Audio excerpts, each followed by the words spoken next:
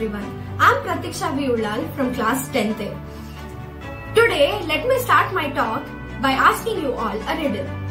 I am too tired, but I'm never too tired. Can you guess who am I? Yes, it is a bicycle.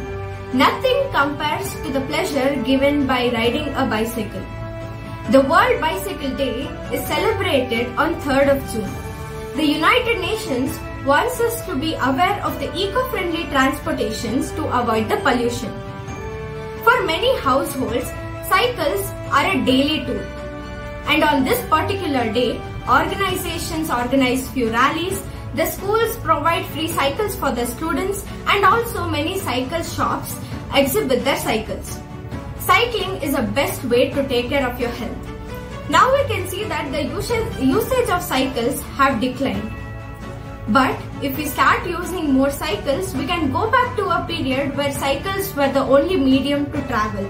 And this was a better place to live in without pollution. The main motto of this day is to make bicycle a global literacy for population-free environment. So let us paddle our way to make a clean and a healthy earth. Thank you.